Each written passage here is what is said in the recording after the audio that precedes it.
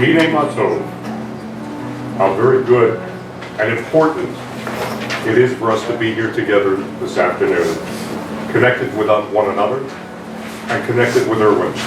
We sing.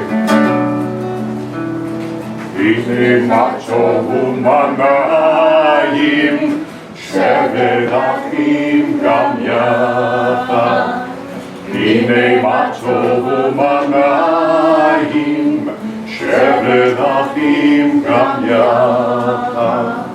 Ine Mato Shevedachim Gam Yachad. Ine Mato Shevedachim Gam Yachad. Ine Mato Humanayim Shevedachim Gam Yachad. Ine Mato Humanayim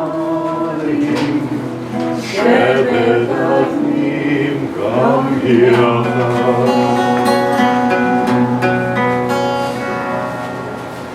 Everyone needs to have an Irvin, said his sister-in-law, Shirley. Mr. Krive was the best teacher I ever had. If it hadn't been for you, I'd be in prison. We come here this afternoon to comfort each other during a time of great loss and grief, by remembering and celebrating Irwin's life, by speaking of his contributions to everyone here. This is not going to be the only time that we share our memories of Irwin or talk about him. And I hope everybody promises to continue talking about him.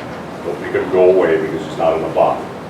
It is, however, a very special time when we come together as a community of family and friends and neighbors to honor Irwin by sharing our memories publicly and comforting one another, especially his immediate family. His daughters Taryn and Risa, his son Lance, his grandchildren Sky, and Ashley and Alex. You know what the thing about being a parent is? It doesn't end. It doesn't end with age, and it doesn't end with death. Irwin will always be your father, and he will always be your grandfather. And he will always love you. Our lives are God's gift to us. And what we do with our life is our gift back to God. Irwin Krive's work and life was a massive, awesome gift to God, and to his family, and to his friends, and to his students, and his colleagues, and his neighbors, and his patients, and his business associates. This afternoon we celebrate this most remarkable guy. We offer our gratitude for the many gifts he gave us. We'd like everyone in this room to feel supported and inspired to share your favorite memories and stories of Irwin's extraordinary gifts to each and every one of you, the gifts he gave all of you. Irwin was a guy who wrote very full chapters in his book of life. So many people held Irwin in the highest esteem. The father, the uncle, everyone wanted and wished they had, or could be to others. The fiercely long, lifelong friends, to folks from Brooklyn and Long Island to West Hills, California. The friend and influence who was a bedrock for so many. Irwin's gift to his family, his friends and community, his world, were many. And we can start by mentioning a few of them and encourage you to expand the list I'm about to begin. He gave us the gift of his love. He gave us the gift of enormous generosity. Irwin was a giver. He gave us the gift of his intelligence, the gift of his strength and courage. He gave us the gift of ministering to the health and needs of others, most significantly, as a medic at a mental health facility during the Korean War. He brought soldiers back from the darkness of shell shock with occupational and physical therapy. The silver jewelry they made together shined a light into that darkness and brought healing and renewal. He gave us the gift of his leadership. Irwin was the head of the teachers union, later an assistant school superintendent. He gave us the gift of his creativity and his inventiveness. He gave us the gift of fixing and improving things. From childhood, Irwin was very good with his hands, always taking apart and inventing things. Nothing ever escaped his grasp or curiosity, not even Moog synthesizers or theremins. Now, to save you from Googling theremin, here's the Jeopardy question. What was the weird sounding instrument heard on the classic Beach Boys' Good Vibrations tune? He gave us the gift of his business sense. Risa worked for him when she was 11. In retirement, he partnered with his son-in-law, Stephen, to create a successful business, and later found Camille to replace him in that business. He gave us the gift of his negotiating skills. These he passed on to his children, capable, fierce bargainers, every one of them. He gave us the gift of his directness, the gift of his teaching, the gift of his problem solving, the gift of his special projects for people's homes. If you needed a bar in your house to disappear, Irwin was the guy to build it for you. If you needed a case to transport your Michelangelo to Europe, you called Irwin Krive, who was more than happy to build it for you and display it in his home meanwhile so everyone there could see it. Even closer to home, the 2-bedroom clubhouse he built for Lance, complete with Murphy bed in the wall. Irwin was as grounded and as solid as a rock. He was the stable guy everybody relied on. No one was better to have in an emergency situation. Lives were saved by Irwin Krive, both in the immediate sense physically and in the long term, through the teaching and the mentoring he did in his profession. Irwin taught industrial shop at junior high school in Port Washington and mentored many of them outside of school. Many of those kids were headed in those days for a title we used. It's called JD, Juvenile Delinquent. Irwin had a gift for getting inside their heads and their hearts and pointing them in a better direction. After a long and successful career, he and Sylvia followed his 3 children to California and entered into one of the most rewarding phases of his life, grandpa. If you had Irwin Krive for a grandpa, he was capable of building an air hoverer with you for your 4th grade science project.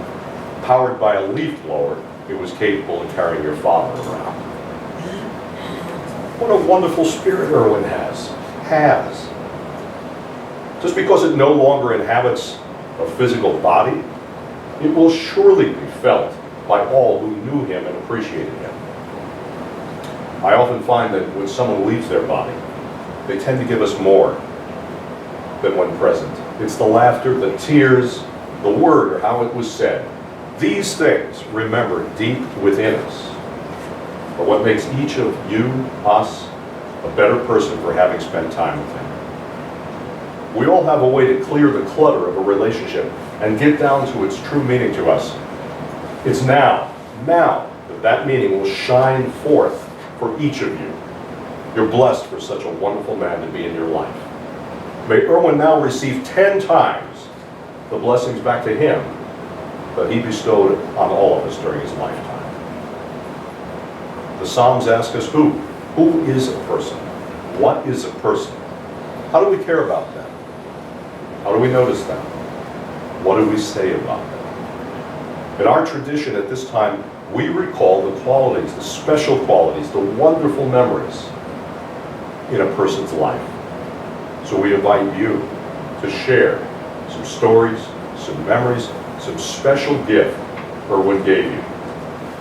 You know, at many of the ceremonies, this is the most difficult part for me because I have to coach and encourage and cajole people to share. Not going to be a problem today. Irwin said it best. This family approaches everything with an open mouth.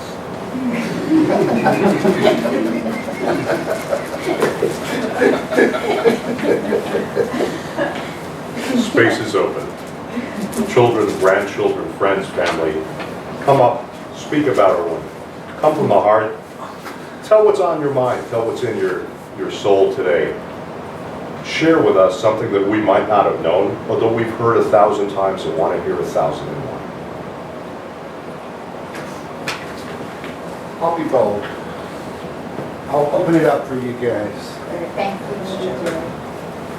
I first want to read what my wife sent. It was a card to Taryn recent Lance. And I really loved what she said. So I want to start with her, and I have things to say. Dearest Taryn, recent Lance, and the rest of you, I'm sure, I'm so sorry that you've lost your father. Irwin was such a dear man, and his relationship to my family will always be cherished. I had such an affinity with your father.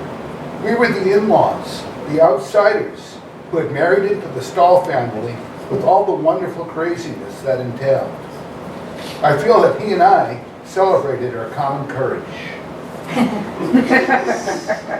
And his relation to my sons is truly appreciated. He helped Michael make a jewelry box for me that I, of course, still have.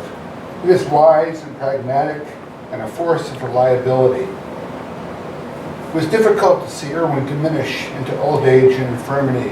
I will hold him in my memory as a wonderful man who exuded a calm strength, wisdom, and kindness.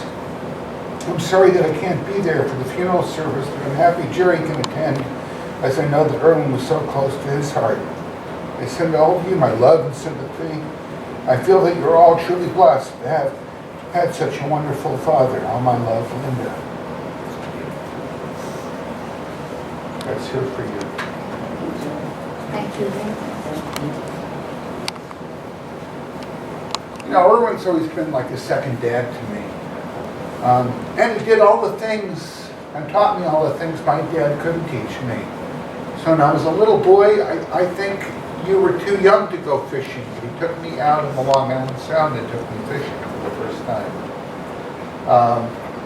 He showed me how to do carpentry for the first time. I remember on Fire Island, he took me out clamming for the first time. I was so scared of crabs. I think you guys were still young, too young to go. I think I was 6 or 7. And he said, we eat the first one. We'll eat them as we go along. And sure enough, he opened up the first one, the second one. And, you know, he loved them. He loved clams, and he loved fishing and being on the water. You know, in later years, he was such a source of sage advice. Well, first of all, we always loved going to, my family always went to the Krives for Thanksgiving, Hanukkah, you name it. And I was always happy to go. You have to understand, even though Taryn's 2 years younger than me, she had the courage I lacked back then. So I was always amazed by the stuff she would do. She was such a tomboy and fearless and courageous, and I loved it. And I remember he was remodeling the house on Slocum Avenue. He built a beautiful, beautiful home. You know, and he changed over the years because he really helped me big time in being a dad to my sons. He told me key things that I didn't understand and didn't realize. And I turned to him more and more for advice. I mean, he has always had wisdom. And he didn't say much, but what he said was important. It mattered what he said to me. So I think that's about it for me. I'm going to miss him a lot.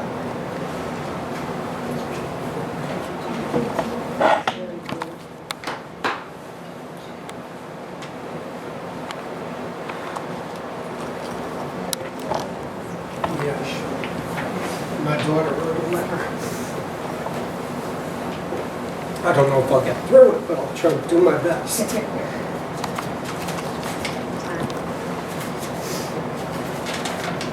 Dear Pop,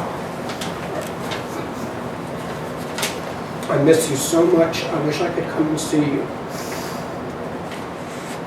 Do you remember when I was little, we used to protect your fingers were little people that you called them Tiny Tim and Georgina. You used to make them talk to me in a funny, high-pitched voice, and I loved it. I remember you being a champion fly swatter, and when I had a cast on my leg, you told me to put it on your leg, and when a fly landed on it, you would carefully put your hand around the fly and then quickly grab it. And I think the flies learned to stay away when you were there. You also helped me learn how to ride a bike on 2 wheels and got me to try again after I threw my bike down and stormed inside because I fell off. We got some mangoes this year, Poppy. They were all right, but the big box that you used to get are the way better. And I remember we used to eat half the box in about 3 days. I remember that once I had this wooden build-your-own CD rack set that I wanted to make, but Mom originally said no. So when she left to go into town, I asked you and you said yes. So we made this little CD rack together and put stickers on it and painted it. And now it sits on top of my drawers with all my CDs in it, and it's almost full. And I never finished it because it was something that you and I had made, and I love it just like that. I love you so much, Poppy, and I wish I could see you. 2,000 kisses and a million more. That's it. He was awesome. He taught me so much. Building that house with him was awesome. We built that house together. And one summer, I'll never forget working with him that whole summer building that house. And he was always, like you said, he was always building things and doing things with his hands and helping him at I.W. Turner with his electronic music. And I'm going to miss him a lot.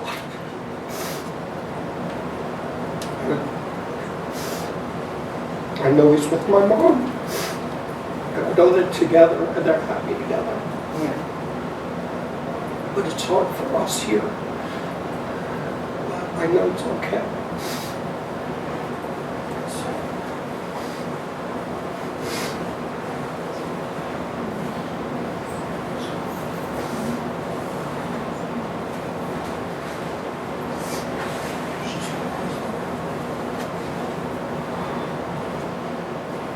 My dad was a man of many adventures. He really was. And he started when he was very young. When he was about, I think, 11 or 12 years old. They used to go, New York was very different in those days. They lived in the city. And they would hike over the bridge. And they would go camping in the woods every weekend. And he always used to, do all these things, all these amazing things. And he was always amazingly creative and just incredibly courageous. He was like the best person in the world to have in an emergency. One day he had a group of friends that he became friends with when he was 9 years old or 10 years old in Brooklyn. And they stayed friends all their lives. 2 of them I have to call this week to tell them that my dad had passed. They knew him since he was 9 or 10, and they remained close throughout their entire lives. And he was in the car with my mother, and I believe she was pregnant with me at the time. And Bernice and Murray was one of his friends from childhood, were in the back seat. And it was an icy night in New York, and it was black ice, you know the story. And the car started skidding on this black ice going down this very steep hill. And Bernice started to scream. I mean, she was losing it, and the car was, and my dad was trying to get the car into control. He just totally would block everybody out. My mother's telling her, shut up, screaming at her, shut up. But, Bernice is screaming. My father would just go into kind of hyper concentration mode. Zen. Yeah, it was very zen. And, and he somehow or another managed to avoid a collision and get the car back stabilized and get it together. Another time, Jerry was talking about, Fire Island, and that we had a boat. And we used to go out clamming, and we used to go out to different parts of the island. Well, they were going, Shirley and Saul and my parents and like 4 other couples. There were like 10 of them, I think, 10 or 12 people. And they were all in this boat together, and they had gone out to Cherry Grove, which, as an aside, was the first gay community in the country, I think. But they went out there for dinner. There was this nice restaurant there, and they all went there for dinner. And when they went, the Great South Bay was like glass. It was just completely flat. It was quiet. It was a really beautiful starlit night. And they went out and they had dinner. They came back, and as they were driving back, all of a sudden the sea started coming up, and it was like a gale. And they started taking on water, and my dad was like, bail, bail, and they're all trying to bail out of the boat. They're wearing life jackets, or most of them were. I don't think all of them were, but most of them were. And they're bailing and bailing, and all of a sudden the boat sunk from underneath them. This is now at 2 o'clock in the morning in the Great South Bay, and the waves were 5 feet tall. I mean, they were huge. And, one of the men, who was like a, strong, said, let's swim for shore. Well, shore was 1.5 miles, 2 miles away. He might have made it, but the others wouldn't have. And my father said, no, make a circle. And he totally took charge. And he had them make a circle, and they all held hands. Eventually the boat came up upside down, and they hung onto the boat. They were freezing, they were so cold, and they were in the water, and he knew that eventually the sun would come up and someone would come and rescue them. But everybody else was flipping out. They were going crazy, and they were panicking, and they were really hysterical, some of them. And he just kept talking them down and talking them down. No, you have to, this is what we need to do, and we're all going to be okay, and you need to stay calm, and you need to keep your head. And finally a boat came, and everybody's screaming and shouting, and the boat didn't see them and passed on by. And about an hour later, like at 4 in the morning, 5 in the morning, it was still dark, but the sun was the light was just beginning to show in the sky. A second boat came by. A big yacht of partiers, and they were all completely smashed. So the boat, they saw them, and they start coming towards them. Well, they're coming towards them so much that they're going to cut them in half. Yeah, so everybody goes off to the side, everybody, and they finally stop the boat. One of the guys was so panicked, he's pushing his girlfriend aside so that he can get up. My father shoves him aside, he said, you let her up, And finally, everybody was up but my dad. He was the last one. He wanted to make sure everybody went up. And the boat started moving again, coming towards him. And he saw this boat coming towards him, and he knew the boat was going to cut him in half. And so he let go of the life jacket, and he dove down really, really, really, really deep, so that he could, because it was a big boat with a very deep bow, and he went underneath the boat, just barely made it, came up the side. They finally pulled him up. He wanted my mother to go up first because she was the only mother, and they were all worried that they were going to leave us orphans, and so he had her go up first, but he was the last one to go up, and they finally got him up.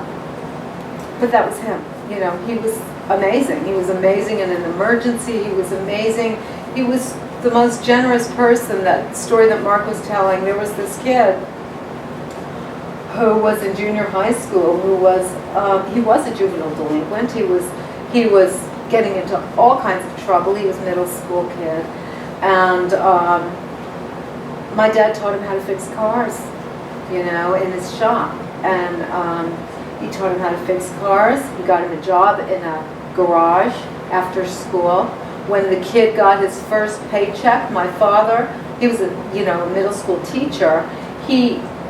After school, he took the kid to the bank, helped him open up a bank account, taught him how to cash a check, taught him how to balance his checkbook, and taught him how to save his money, for later. 20 years later, the kid sees him on the street and says, "Mr. Krive, I need to tell you that if it weren't for you, I would be in prison right now. I have a garage that's my own. I make good money. I have a wife and 3 kids, and I have a happy life, and I credit you with that. Because the direction that I was going in and the direction that you pointed me in saved my life." My dad could make anything. He made that horse back there, that copper horse, he made that. He could paint, he have all this jewelry and stuff and silverware and things that he made. He could build a house. He built that little house with plants. He could do anything. He could fix anything, and he was always so giving and so generous with his time, with his energy, with his love.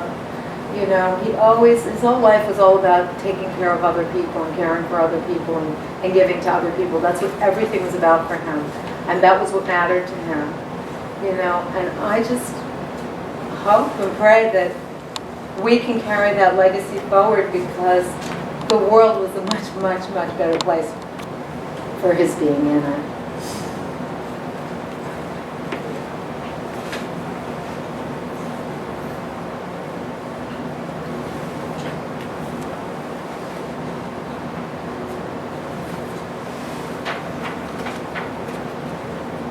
I haven't really composed myself or anything to say, so we'll see what comes out of my mouth.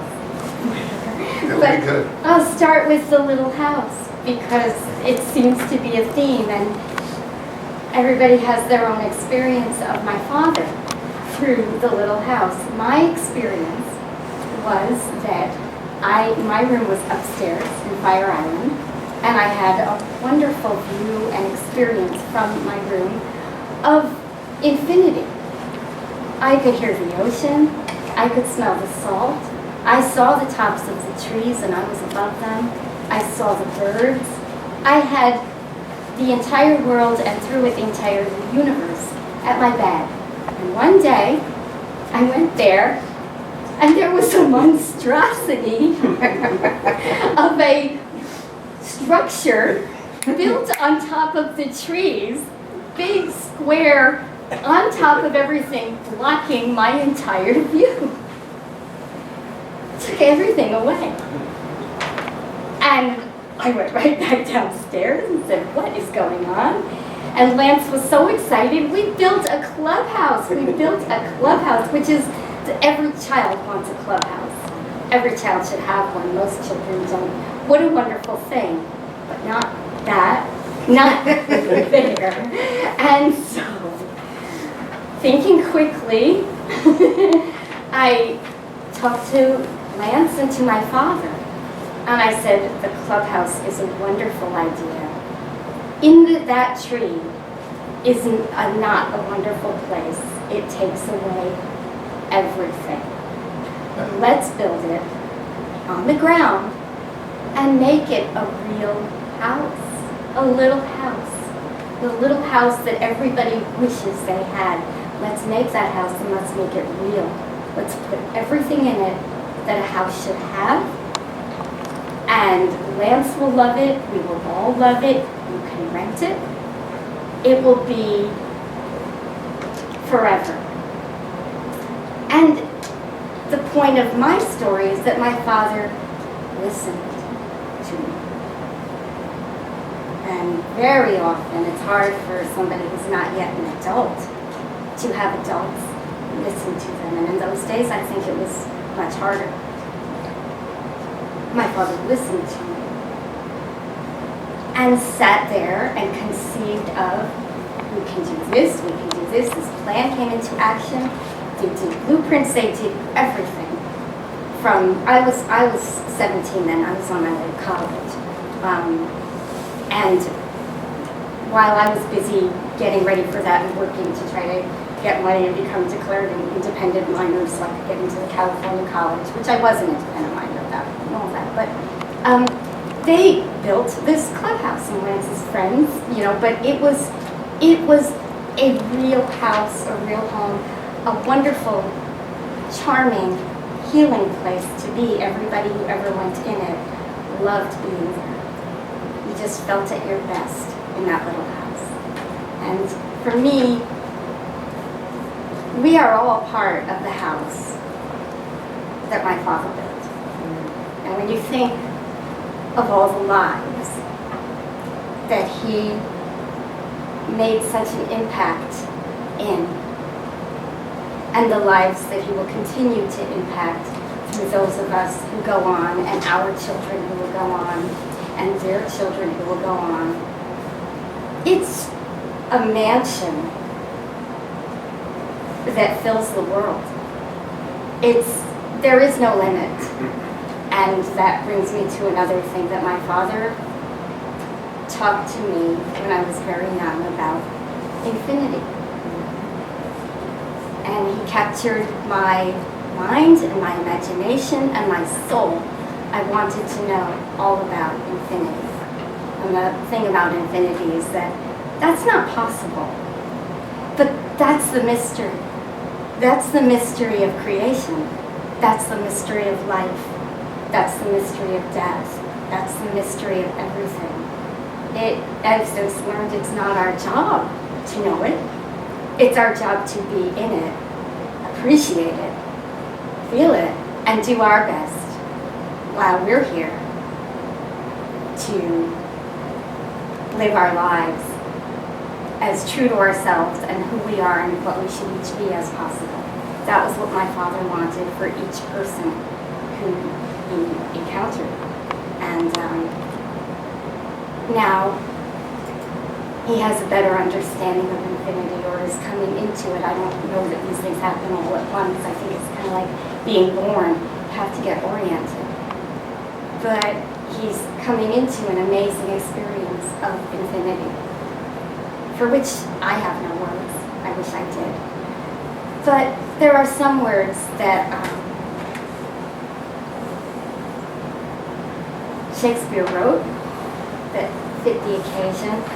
I want to say also that my father, when I was a very little girl, instead of reading me or telling me fairy tales, he read me Greek myths.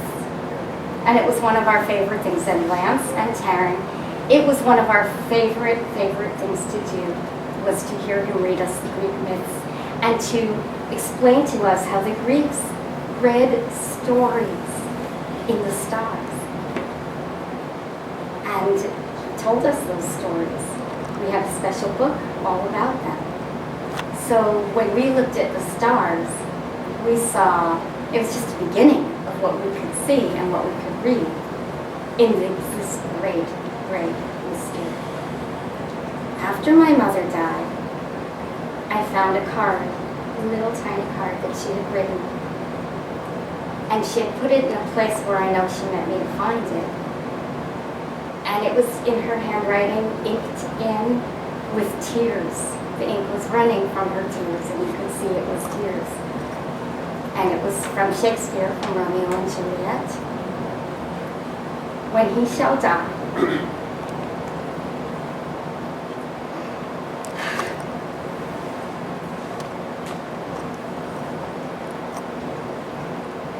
cut him up into little stars.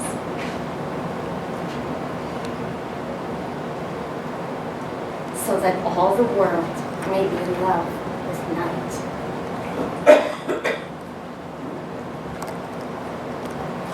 I think she was thinking that was the he used for the universal everybody. I think she was thinking of her death. She was thinking of his. She was thinking of us. And leaving us with this immense infinity in which we can have our sadness and our sorrow, and there's no getting away from it because we're here in the three-dimensional material world. And for us, all of us, it's an enormous loss. We understand that we all have to recycle. That's the way it is. And if any of us tried to come up with a better plan, I doubt we could do it. Still, for us, death of loved ones, it sucks. And that's the paradox. That's the way it is. But for my father, he was ready when his time came. It's an amazing thing, but we were lucky enough, most of us here, to know him in his prime, which lasted a very long time. So I would say almost everybody here got to know him at some point during his prime. Probably Carol was the longest, right? But even as he got older, he was still in his prime. And then he got Parkinson's, Lewy bodies, all these things, which for him, as incredibly unfortunate as it is to have a disease, if you knew the things my mother used to say about him, there's something about it that's quite remarkable. She used to say that he reminded her so much of Mr. Spock from Star Trek. We all loved Star Trek. It was the only TV show we watched at dinner. We were allowed to watch during dinner. We all loved it. We talked about it. My father looked like Leonard Nimoy, or Leonard Nimoy looked like him. And my mother said that he was Mr. Spock. He was that logical. He was that dispassionate in so many situations where it was unbelievable and impossible to be that way. And he was, and she was the opposite. She was the most passionate person you would ever meet in your life, always, about everything. And she called him Mr. Spock. And this disease robbed him of the ability to show emotion on his face much of the time. He kind of went into it. He could wiggle his ears until almost the end, like Mr. Spock. I would ask him to do it. He could do that. I can't do that. I don't think any of us can do that. Yeah. We are his children. I don't know why he could and we can't. We practiced for years Yeah. to learn how to do it. And even when he That's had no command over his body anymore, he could still wiggle his ears. And right before his end, Leonard Nimoy died. And boldly went where no one has gone before, because I think everybody's death is unique, just like everybody's life is unique. There are universal things, just like there are with life, but we each have very different ones. And he loved to sleep. He loved sleeping. He could fall asleep instantly in any situation. And if he was under stress, he would immediately go to sleep, sitting in a chair, sitting at a table of people. And this disease, he slept a lot. So he was somehow able to go with the flow, just like he did in the water, just like he did in the car, just like he did in infinite situations, and go with that flow and be in that moment. And he was happy. He was happy. So for him, it wasn't the way most people would experience that. And now, that is all behind him. That's over. That's over. I would like everybody to take a moment with me. We each have an image of him that is his most vibrant, his most alive, his most present. For me, one that comes particularly to mind was when he was in his element, and he had many elements. Anything was his element. When people say he built things, he actually fixed a car with a bullet that a neighbor had dropped on the ground. He also fixed one with a rubber band. Whatever was in, he used what there was to make a difference. He was in the moment. There was a moment for me when he was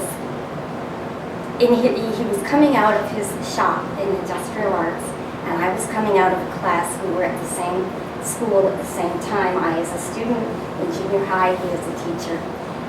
And he was wearing his coat, it was clay colored, beige colored clay. And he was a gorgeous man. He was just beautiful.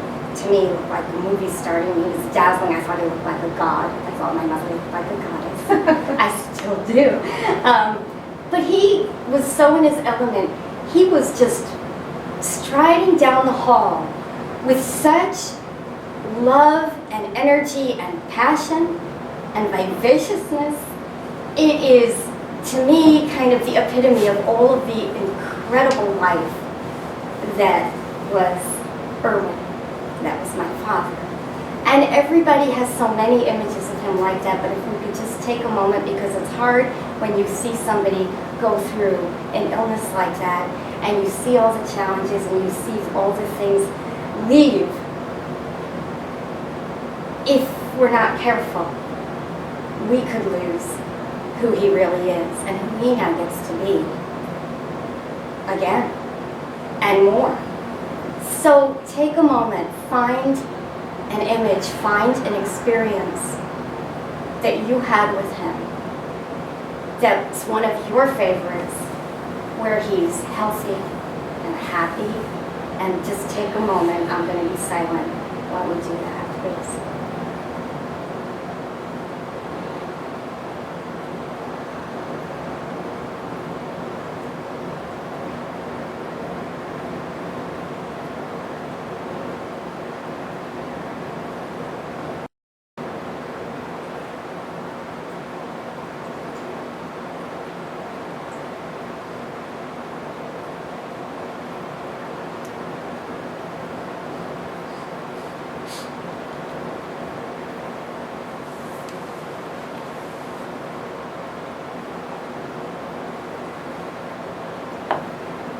Keep it, and keep doing it.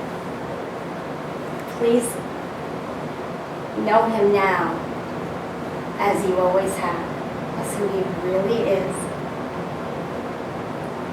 And keep these pictures, keep these images, keep these memories, and let's carry them forward. I could tell a lot more stories. There are so many we all have, but I think that's it, except that one more, maybe two more. He read us when we were very young, Tom Sawyer, and it was really helped instill in us an incredible love of literature. And he read it with the accents of each person in it. It came alive. My favorite scene was where Tom and Huck saunter in to their own funeral, because they were still alive, and they heard all the wonderful things that everybody was saying about them. I think and hope that for most people, that is something that most people hopefully get to do, and I certainly hope my father is getting to do that right now, so I want to say, Dad, I love you forever and ever. We will be okay. Thank you for giving me life and all the gifts that you gave. And may all the right things happen for you. May we stay connected in all the best ways together forever. Blessed be.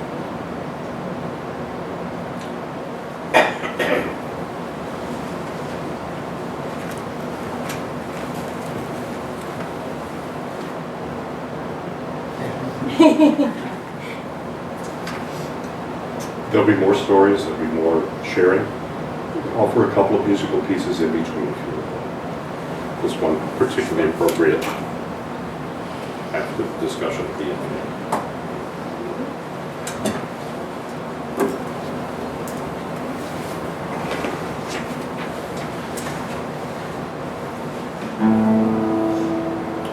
All the world is just a narrow bridge, just a narrow bridge, just a narrow bridge.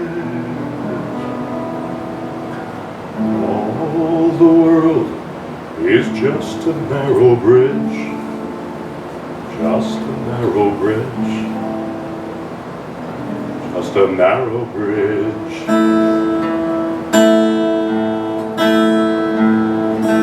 And above all, is not to fear, not to fear at all. And above all, is not to fear at all. Kol haolam kulo, yesher tsar miod, yesher tsar miod, yesher tsar miod. Kol haolam kulo, yesher tsar miod, yesher tsar miod, yesher tsar miod.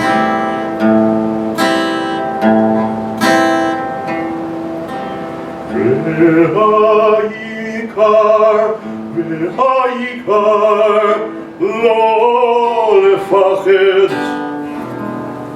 לפחד כלל. והעיקר, לא לפחד כלל. All the world, just a narrow bridge, just a narrow bridge, just a narrow bridge.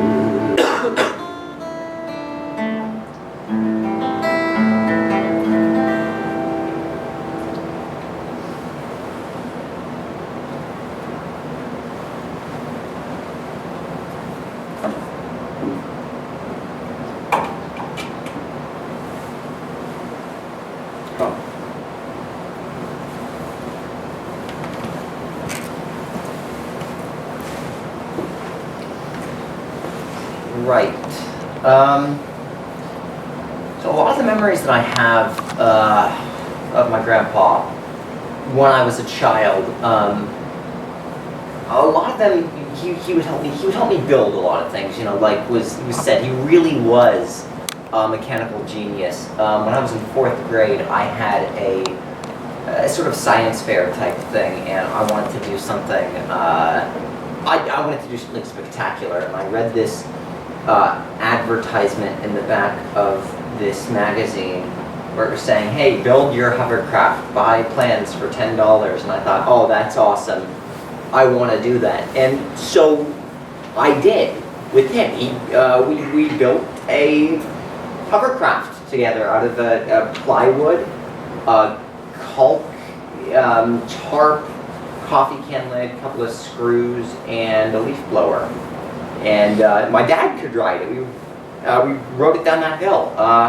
And there was things like that. He helped me build a rabbit hutch. Helped me build little cars for Cub Scouts.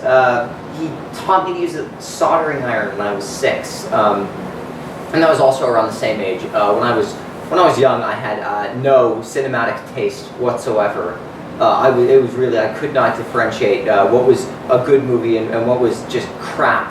And so when I was little, they would advertise all of these just terrible, terrible films for little kids that I would want to see, and my parents didn't want to take me to them. They were a lot of them were just awful, awful, awful films. But I would say, Pop, will you take me to see, whatever it is this month? And he'd say, yeah, sure. So then he would take me, and most of the time he would fall asleep, immediately. We would walk into the theater, he would sit down, and before the movie was playing, the trailers, he'd be asleep. Except the times when he wasn't, and there were 3 movies. I'm trying to remember what they were. One of them was Willy Wonka, the remake. One of them was the Star Trek movie, which he loved. We all saw that together. And then I'm trying to remember what the third one was. That one was before. I think it was the Spiderwick Chronicles.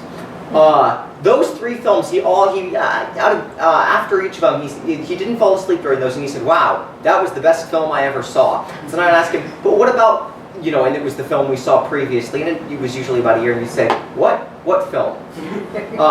And you know, it was that he was present. He was very in the moment, and he was focusing a lot of time just on on what was going on. He was very he would tend to be very logical. He would think very mechanically, not in the sense of that has a negative connotation, and I don't mean it to.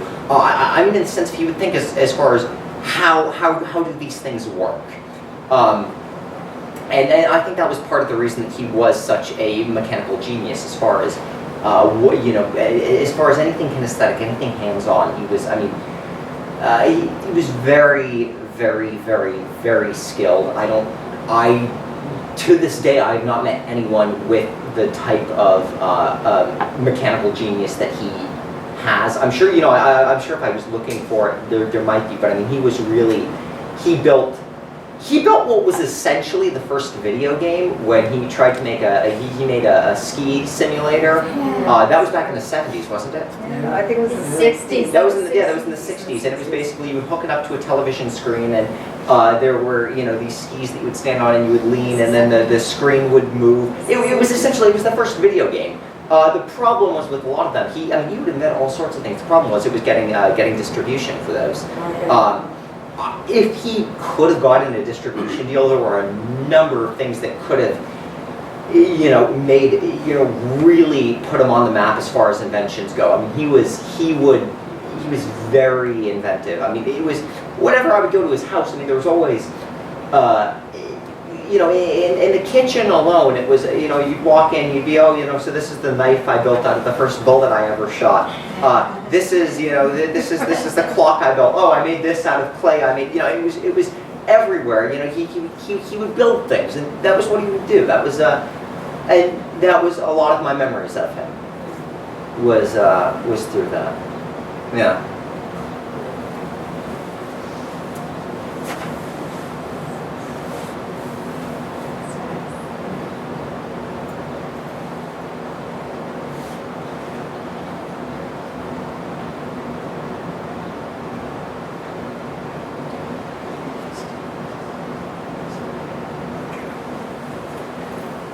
As was referred to before, for those who don't know, I'm Irwin's cousin through my mother's side. His father and my grandmother were sister-brother connected. I do know him longer time than anyone here. I have only wonderful things to say. He was the brother I never had. He was the son in our family that we never had. And it is interesting to me to share with you that when he wanted to become a teacher, he came to live with my family and did student teaching in the school system where I was. And it so happened I was a junior high person in the junior high where he was student teaching.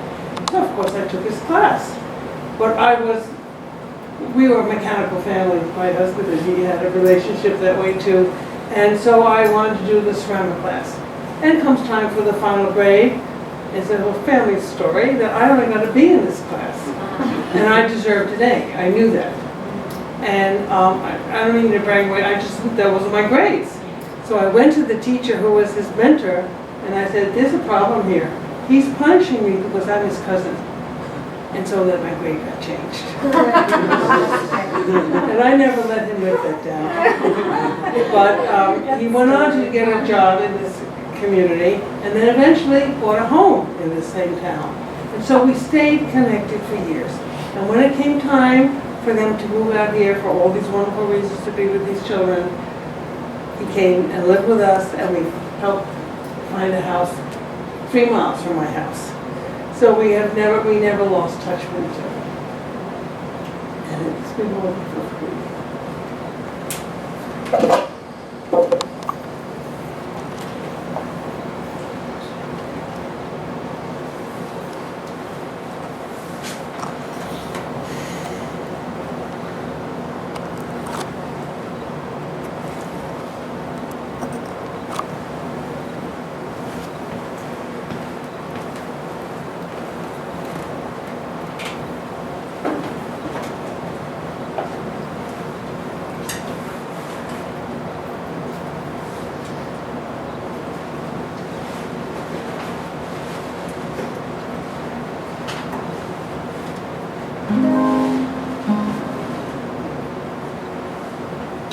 time for healing, time for feeling, and a time for revealing our inner sense of Irwin and ourselves to each other.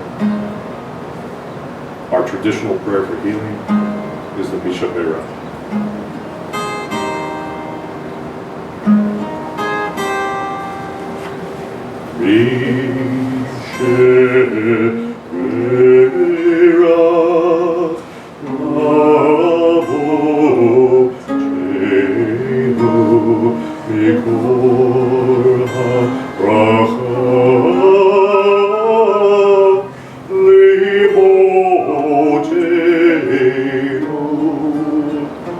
May the source of strength, who blessed the ones before us, help us find the courage to make our lives a blessing, and let us say Amen.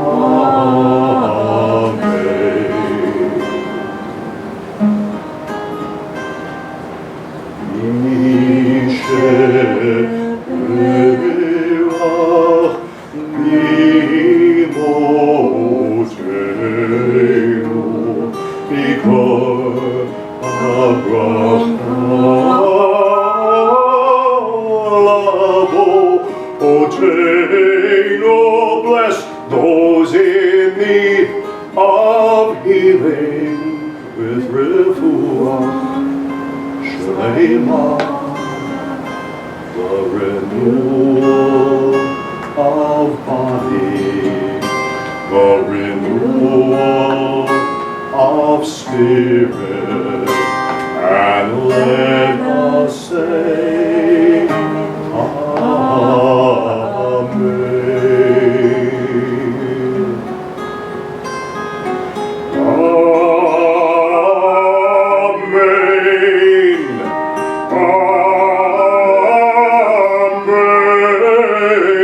May this be our blessing.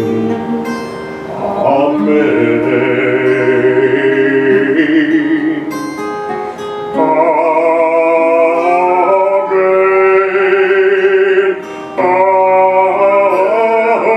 Amen. May this be our blessing. Amen.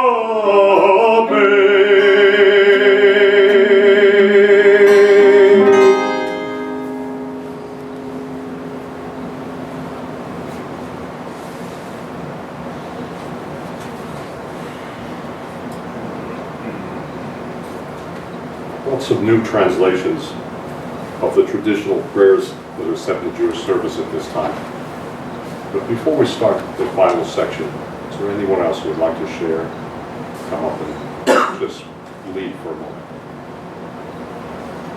Now, just to enjoy a moment of silence. Stephen?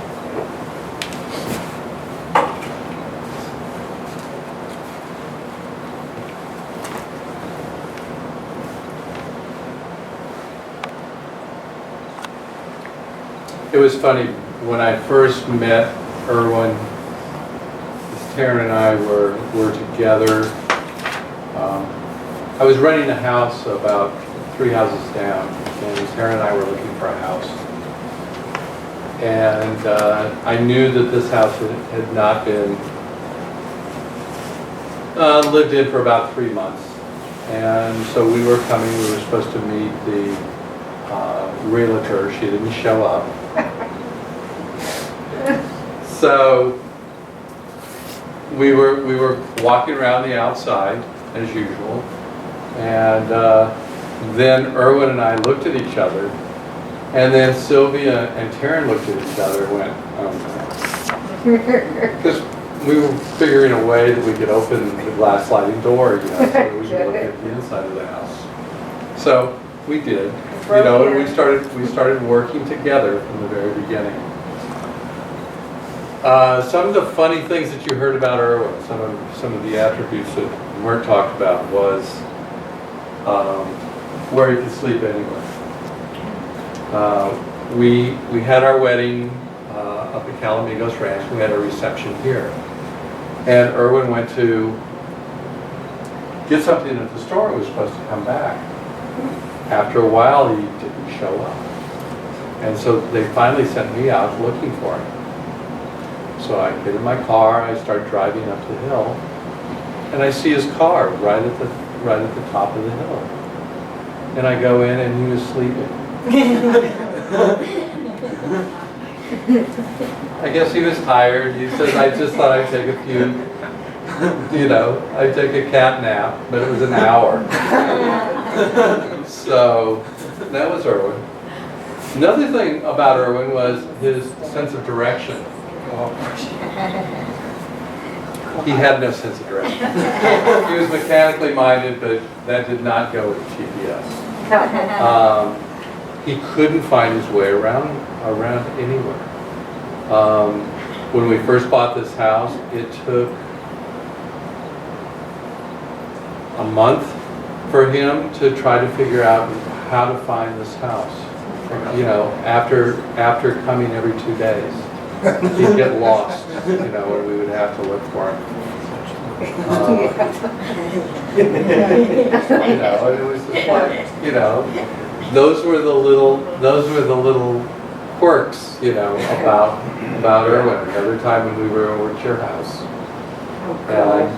and then we had to go out looking for him because he had taken the wrong turn.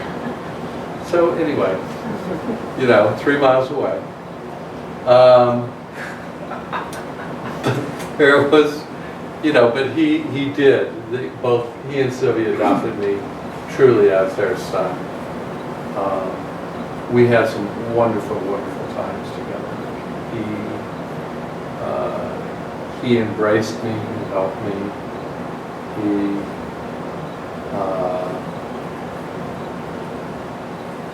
We always had interesting conversations.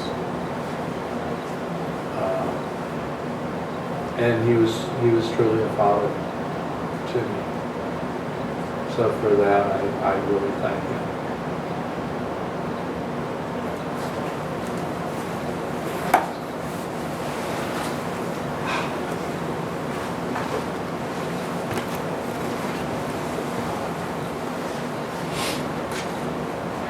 Too many of us have participated in ceremonies like this and have no idea what the Hebrew words meant, much less how to pronounce them.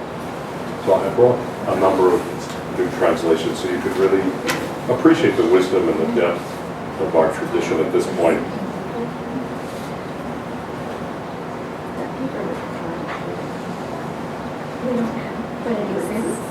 I'd like it. Here. No, that's not the one that we've done. We have the translation. That's but we one don't have- translation. Yeah. Yeah, the one under his chair is the actual. Here it is. And lots of, There you go. lots of pages. But you forgot to sign some. No. Everybody has? Anybody, does anyone Yeah, else no, need they that? all have it. This is from Rabbi David Wolf Blank, who himself is not in physical form anymore. Oddly enough, also a hypnotist like me. Go figure that I would meet someone like that. So, freely translated, the Mourner's Cottage, which doesn't deal directly with death at all. There isn't a word about death, there isn't a word about grief, there isn't a word about loss.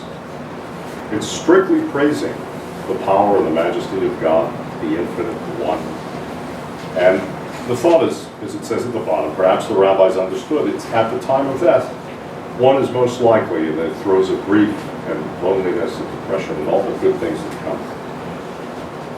One is most likely to just negate, deny the existence of God. So at that point, we recite this prayer, which is this huge affirmation, this huge tribute to life and to the divinity, and we reaffirm our belief. At the same time, we're also expressing the feelings of loss we have, and we hope that God will fill the vacuum that has been created in the world.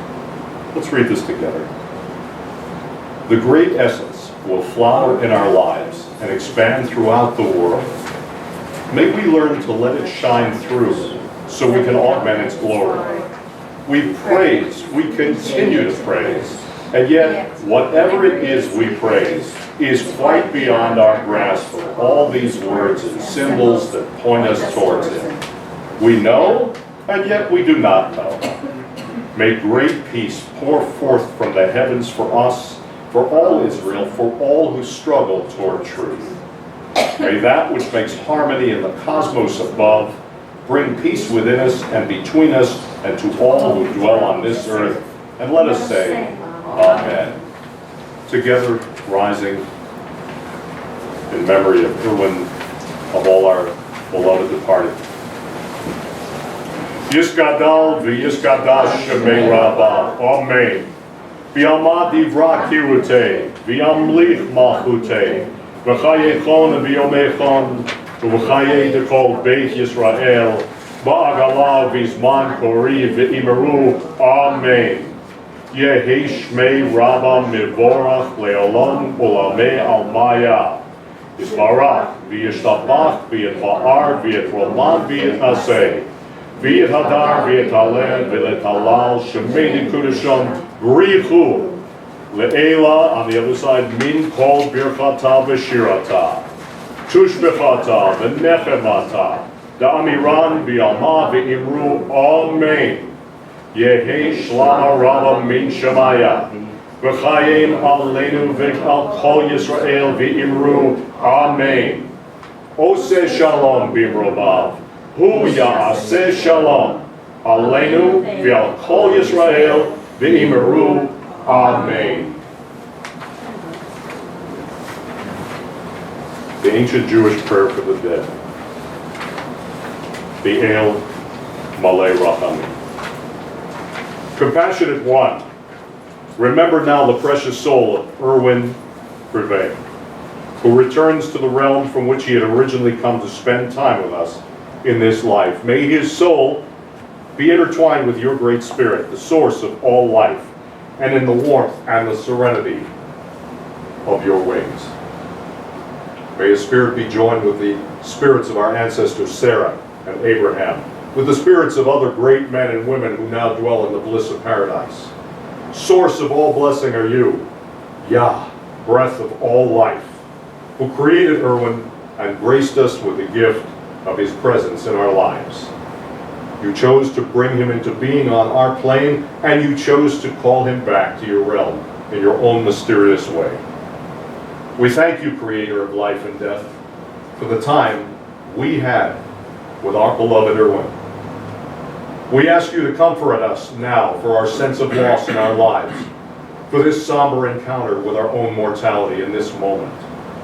Renew in us the faith that in your unending love, death is but a journey of the spirit, from the finite realm of physical being to the infinite realm of your eternal embrace. For the soul of the human is a spark of the divine. Wellspring of blessing are you, Yah, breath of all life, who is with us in life and in death. El malei rachamim shochein bam romim, hamse menuchad nechana tachat kanfei, hashechina leneshmat Itzik Moshe ben Natan. Great power of compassion, who dwells in the realms of the high. Bring forth true repose beneath the wings of your presence to the spirit of Itzik Moshe ben Natan. Oseh shalom b'imramav, hu ya'aseh shalom, shalva, nechama, v'koach zikaron edna, aleinu v'al kol Yisrael tevel.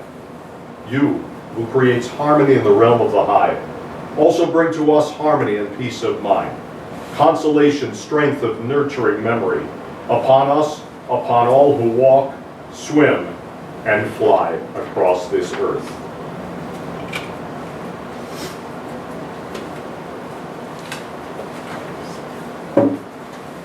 Once again, as Risa asked us to do, let's hold the image, the highest possible image, the warmest, most nurturing memory and feeling we have of Irwin as we join together in our final song.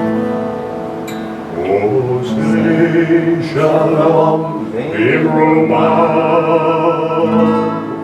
hu ya'aseh shalom aleinu.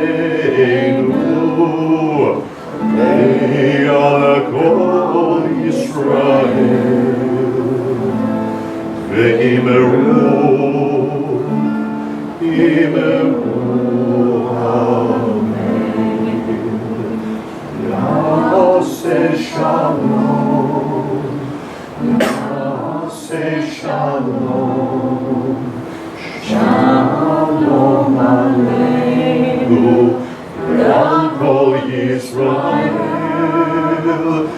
Yaseh Shalom, Yaseh Shalom, Shalom Aleinu, V'al Kol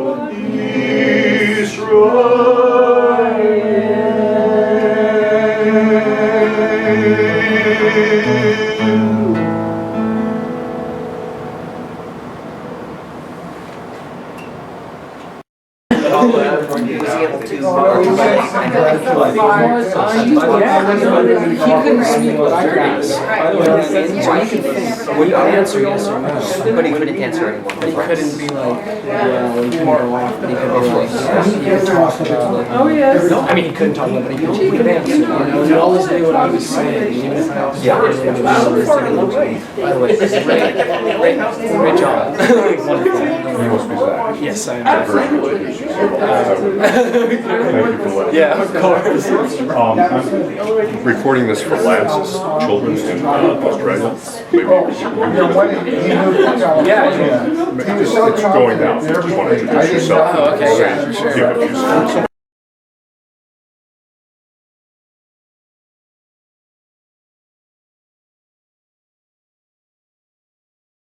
Hi, my name is Zachary Liss. I took care of Irwin. I took care of Irwin during his final weeks. And although I didn't get to really meet him, I guess, in the prime of his life, you could always tell what a beautiful soul Irwin was, even in the last stages of his life. I mean, I could talk to him still, even if he couldn't muster up the words to speak back, he could always answer, you know, with a nod or whatever he could muster up. He was always trying. He always was trying to give as much strength as he could to the world. And he was just a wonderful person, and I could tell even from just taking care of him in the last few weeks that he was just magnificent. And just I could tell how many lives he affected and changed through that. So I'm really glad I got a chance to meet him before he went, because he was just such a beautiful, beautiful soul. And I'm really happy that I could be a part in taking care of him and being a part of his life. It's wonderful meeting you, whoever is on the other end of this camera. And I get to see He's a wonderful person. So he said He's a wonderful soul. That's right. I think I was right here. Right.